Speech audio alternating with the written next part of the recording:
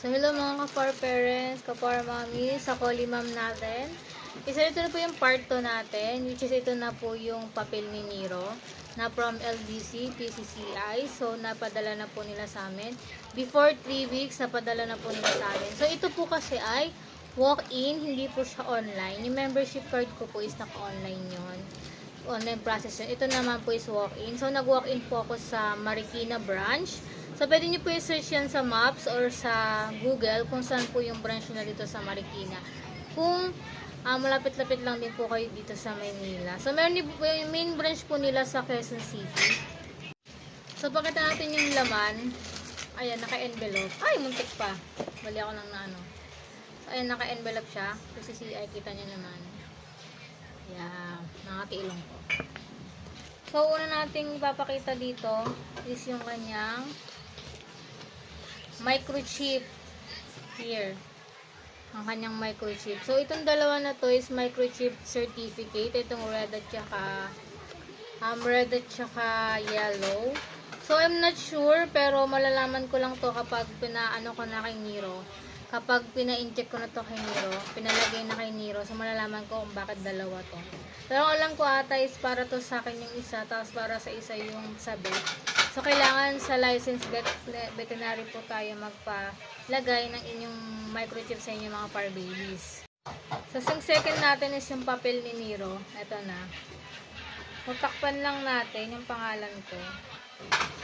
Ito ang pangalan ni Niro. So, nakita nyo na apelido natin. So, ayan.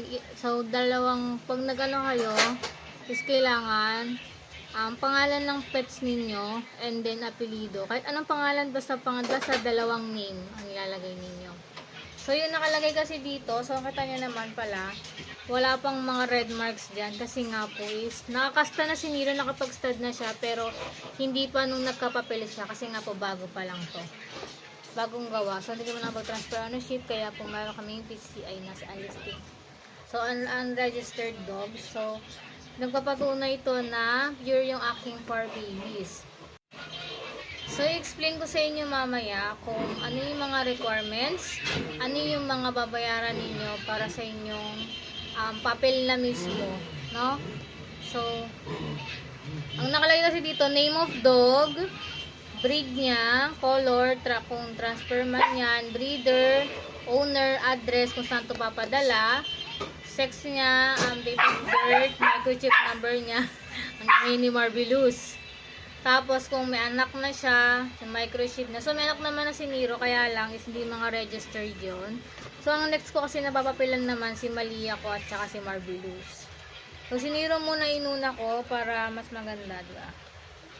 So, tapos yung pangatlong laman is yung ating resibo. So, ayan yung laman ng ating resibo. Explain ko na lang, sasabihin ko. So, yung listing application is 500. Yung microchip po natin is 267.86. Tapos yung LBC po natin is 133.93. So, alam niyo po LBC, kasi papadala po to ni PCCI sa inyong bahay mismo, door to door. Tapos, and then may VAT pa kasi siya. So, bali ang binayaran ko is 1,010 pesos. So, this time, nagbayad na ako sa GCash. So, bank transfer ko siya. No? So, malalaman nyo naman yan, mag-i-email sila sa iyo, sa inyo, si PCCI kapag na-approve na yung inyong mga fur babies. So, hindi pa namin napapalagay yung microchip kay Niro kasi medyo busy pa kami. So, yung una nyong gagawin, kapag walk-in kayo, punta lang kayo sa kung saang branch kayo malapit, sa QC ba o sa Marikina. Pag pumunta kayo doon, is tanong lang kayo sa guard and then tuturo na kayo kung saan kayo dapat pumila. And kukuha kayo ng listing application form. So, ilalagay nyo doon yung pangalan nyo, pangalan ng inyong aso, or anumang pets po yan na gusto nyong iparehistro sa PCCI. Pero bago po yun, kailangan may dala po kayong picture ng inyong fur baby. So, naka-front, side view. So, side view, left and right, and then front. So, kailangan nila makita yung kung pure talaga yung fur babies ninyo. Ipa-print nyo na po. Sa akin kasi laki-laki ng print, papakita ko sa inyo. So, ayan. Ayan, ganyan kalalaki yung pina-print ko. So, ganito yung sample, ha. So, left and right po na side view, tsaka front, kailangan po nilang makita yon. So, bayad ID, listing application form, tapos picture po ng mga fur babies ninyo.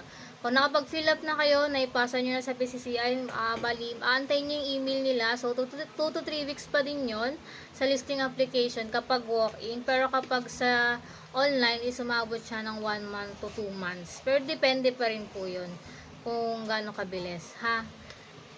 So, kapag na-aprobahan na yung listing application form nyo na legit or 100% na pure yung mga fur babies ninyo, is magpo-proceed na po kayo para sa payment. So, yung payment po is pwedeng bank transfer po siya or pwede po kayo mag-deposit. So, BDO.